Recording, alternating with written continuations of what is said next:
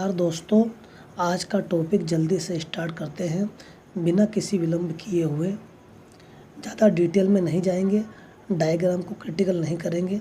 जितना समझ में आएगा उतना ही समझेंगे, बाकी ज़्यादा डीपली हम अगले लेक्चर में जाएंगे। शुरुआत करते हैं सिंधु नदी तंत्र की। सानो ख्याबाब ग्लेशियर एक स्थान है जो कि तिब्बत वाले इलाके में है। यहाँ से एक नदी तंत्र का उद्गम होता है जिस नदी का नाम सिंधु नदी है। सिंधु नदी सानो ख्याबाब ग्लेशियर से निकलती है और इस स्थान पर यहाँ पर इंडिया में एंटर्ड करती है। उस स्थान का नाम मैं बता दूँ आपको, दम चौक है। दम चौक से ये नदी इंडिया में एंटर्ड करती है और जब आगे बढ़ती है तो दाएं साइड से श्योक नदी इस नदी में आकर मिलती है। और श्योक में एक नदी है नुब्रा, जहाँ पर हमारे फौजी भाई ड्यूटी करते हैं सियाचिन ग्लेशियर में। सियाचिन ग्लेशियर में एक नदी है नुब्रा, वो नुब्रा नदी है श्योक नदी में मिलती है और दोनों नदी आपकी सिंधु में मिल जाती है। नदी आगे बढ़ने पर इस स्थान पर आकर पाकिस्तान में प्रवेश कर जाती है। इस स्थान का नाम चिल्लास है। चिल्लास के बाद आगे बढ़ती है, इसमें गिलगिट नदी आकर मिलती है। आगे बढ़ती जाती है, काबुल नदी आकर मिलती है। काबुल नदी में एक स्वात नदी आकर मिलती है। इस स्थान पर जो यहाँ पर है, यहाँ पर एक घाटी का निर्माण होता है। जिस स्थान पर काबुल और स्वात नदी दोनों मिलती है वहाँ पर एक घाटी का निर्माण होता है जिसको कि अपन स्वात घाटी कहते हैं। इस घाटी को पाक का स्वर्ग बोलते हैं। पाकिस्तान का स्वर्ग किस घाटी को कहा जाता है? तो इसका राइट आंसर होगा कि पाकिस्तान का स्वर्ग स्वात घाटी को कहा जाता है। स्वात घाटी कार्डिस पाक्स हेवन बोलते हैं, स्वर्गों से कहा जाता है। नदी जब काबुल से आगे बढ़ती है तो इसमें कुर्रम नदी आकर मिलती है। कुर्रम के बाद गोमल नदी मिलती है। गोमल के बाद पंचनद नदी मिलती है। पंचनद नदी चिनाब और सतलज, ये आपकी सतलज नदी और ये चिनाब नदी, इन दोनों के मिलने पर एक नई नदी बन जाती है पंचनद। ये भी इसमें आकर मिलती है और अंत में सिंधु नदी कराची के पास अरब सागर में गिर जाती है। ये नदी कराची के पास अरब सागर में गिर जाती है और इस नदी का समापन हो जाता है। इस नदी तंत्र की लंबाई की बात करेंगे तो इस नदी की जो कुल लंबाई है, सिंधु की जो कुल लंबाई आपको बता रहा हूँ मैं, 1114 किलोमीटर तो हमारे इंडिया में है और कुल लंबाई इसकी है 2880 किलोमीटर।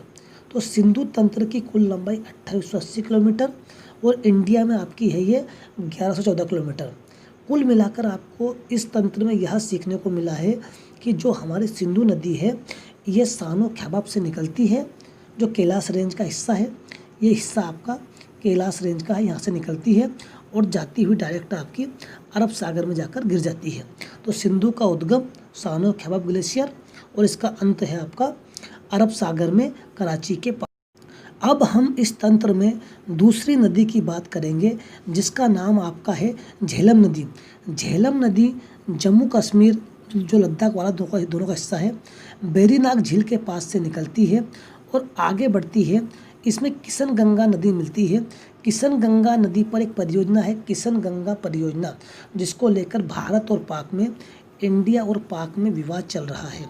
किशन गंगा से आगे बढ़ने पर यह नदी यहाँ पर बूलर झील का निर्माण करती है और चिनाब नदी में जाकर मिल जाती है। तो ये आपकी कौन सी नदी बताई हमने आपको? आपकी ये नदी थी झेलम नदी। तो झेलम नदी के बारे में इतनी बात जान गए होंगे आप कि बेरीनाग झील से निकलती है और चिनाब में जाकर मिल जाती है। अब बात है हमारी झेलम नदी की कुल लंबाई की। तो झेलम नदी की लंबाई है आपकी 725 किलोमीटर। झेलम नदी पर कौन कौन सी परियोजनाएं हैं? तो नंबर 1 तो आपकी मेन परियोजना है तुलबुल परियोजना और दूसरी आपकी रहेगी किशन गंगा परियोजना।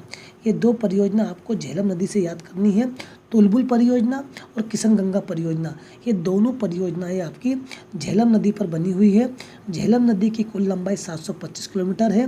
बूलर झील का निर्माण किस नदी द्वारा होता है? तो बूलर झील का निर्माण भी आपकी झेलम नदी के द्वारा होता है। झेलम नदी आपकी चिनाब नदी में यहाँ पर आकर मिल जाती है। ये मोस्ट टाइम पॉइंट है कि झेलम किस नदी में मिलती है। तो झेलम जो आपकी है वो चिनाब नदी तंत्र का हिस्सा है, चिनाब में मिलता है और चिनाब आपकी सिंधु में मिलता है। तो कुल मिलाकर बात यह है कि झेलम का पानी भी आपका सिंधु नदी तंत्र में जाता है। तो झेलम भी आपकी सिंधु तंत्र का एक हिस्सा है। इस तंत्र में अगली नदी की बात करेंगे जिसका नाम है चिनाब नदी। हिमाचल प्रदेश में बाड़ा लाचा दर्रा से दो नदी निकलती है, एक का नाम है चंद्रा, एक का नाम भागा। दोनों नदी के मिलने से चिनाब नदी बनती है। चिनाब नदी डायरेक्ट जाकर आपकी मिलती है मिठानकोट पाकिस्तान वाले एरिया में जाकर सिंधु नदी में डायरेक्ट मिल जाती है। ये आपकी चिनाब नदी बिल्कुल डायरेक्ट जाकर मिलती है अपनी सिंधु नदी तंत्र में। चिनाब नदी पर दो महत्वपूर्ण परियोजनाएं हैं जिनका नाम है, एक तो दुलहस्ती परियोजना और दूसरी परियोजना चिनाब पर आपकी है जिसका महत्वपूर्ण नाम है सलाल परियोजना। ये दो परियोजनाएं आपकी चिनाब नदी पर मिलेगी। चिनाब नदी आपकी हिमाचल प्रदेश से निकलती है, जो कि बाड़ा लाचा दर्रा है हिमाचल प्रदेश में, वहाँ से इसका उद्गम स्थल है। इस नदी का बाड़ा लाचा दर्रा से निकलती है और आपकी सिंधु में जाकर मिल जाती है। चिनाब नदी की जो आप कुल लंबाई की हम बात करेंगे तो चिनाब नदी की हमारी लंबाई आपको मिलेगी 960 किलोमीटर। 960 किलोमीटर चिनाब नदी की लंबाई आपको मिलेगी। इस नदी तंत्र में हम अगली नदी की बात करेंगे तो वो है रावी नदी। रोहतांग दर्रा, हिमाचल प्रदेश में दर्रा है रोहतांग दर्रा, वहाँ से रावी नदी निकलती है और रावी नदी चिनाब नदी में आकर मिल जाती है। रावी नदी की कुल लंबाई 720 किलोमीटर है। रावी नदी की कुल लंबाई 720 किलोमीटर है। और रावी नदी पर एक महत्वपूर्ण बांध या परियोजना बोलते हैं उसको, थीन परियोजना है, जिसको रणजीत सिंह सागर परियोजना भी कहते हैं। ये रावी नदी की महत्वपूर्ण परियोजना है। अब इस रावी नदी से बारे में थोड़ी बात समझ लीजिए आप कि रावी नदी का उद्गम और उसका मिलन, रावी नदी रोहतांग दर्रे से निकलती है और हमारी चिनाब में जाकर मिल जाती है। तो अभी तक हमने क्या देखा, चिनाब में झेलम भी आकर मिली और अपनी जो रावी है ये भी चिनाब में मिली। तो दो नदी अभी तक हमारी चिनाब नदी में मिल चुकी है। चिनाब नदी वो नदी है जो डायरेक्ट जाकर सिंधु में मिलती है। इस नदी तंत्र में अगली नदी व्यास नदी की बात करेंगे तो हिमाचल प्रदेश के व्यास कुंड से एक नदी निकलती है जिसका नाम व्यास नदी है। और व्यास नदी बहते हुए कपूरथला पंजाब के पास सतलज नदी में इसका मिलन हो जाता है, जहाँ पर हरी के बैराज बना हुआ है। हरी के बैराज जहाँ से इस स्थान से निकाली है हमारी इंदिरा गांधी नहर यहाँ से निकाली गई है। तो हम इस नदी के बारे में फिर समझ ले, फिर से हम एक बार कि व्यास नदी क्या है और क्या इसके लिए महत्वपूर्ण है। तो व्यास नदी हमारी निकलती है, व्यास से निकलती है और सतलज नदी में जाकर मिल जाती है। व्यास नदी की कुल लंबाई 470 किलोमीटर 470 किलोमीटर है और व्यास नदी पर महत्वपूर्ण बांध है पोंग बांध, जिसको महाराणा प्रताप सागर बांध भी कहते हैं। ये हमारा जो महत्वपूर्ण बांध है ये हमारी व्यास नदी पर बना है। तो व्यास नदी निकलती है व्यास कुंड से और मिल जाती है हमारी सतलज में। इस नदी तंत्र की अंतिम नदी की बात करते हैं जिस नदी का नाम है सतलज नदी। सतलज नदी राकस ताल से निकलती है और सिपकिला दर्रा जो कि हिमाचल में है, यहाँ से भारत में इंटर करती है। भारत में इंटर करने के बाद ये कपूरथला पंजाब में आकर इसमें एक व्यास नदी मिलती है और यहाँ पर हरी का बैराज है। यहाँ से इंदिरा गांधी नहर निकाली गई है, इंदिरा गांधी नहर, जिसे राजस्थान में पानी देने के लिए बनाया गया है। राजस्थान की मरुगंगा, किसे राजस्थान की मरुगंगा कहते हैं तो इंदिरा गांधी नहर को राजस्थान की मरुगंगा या राजस्थान का फीडर भी कहते हैं, क्योंकि राजस्थान में जो पानी की आपूर्ति होती है ना, वो आपूर्ति इसी इंदिरा गांधी नहर के द्वारा की जाती है।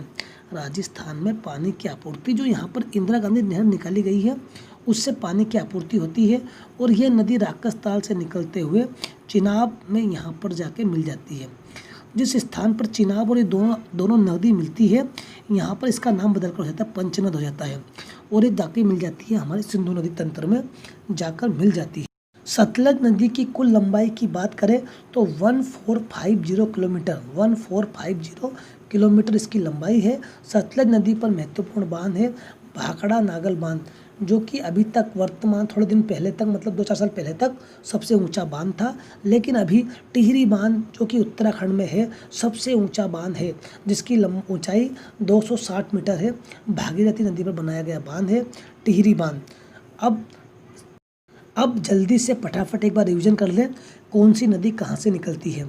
तो भैया सिंधु नदी एक नदी है, सिंधु नदी जो कि सानो ख्वाब से निकलती है और आगे बढ़ने पर ये नदी हमारी है सानो ख्वाब से निकलती है और आगे बढ़ते हुए हमारी अरब सागर में मिल जाती है।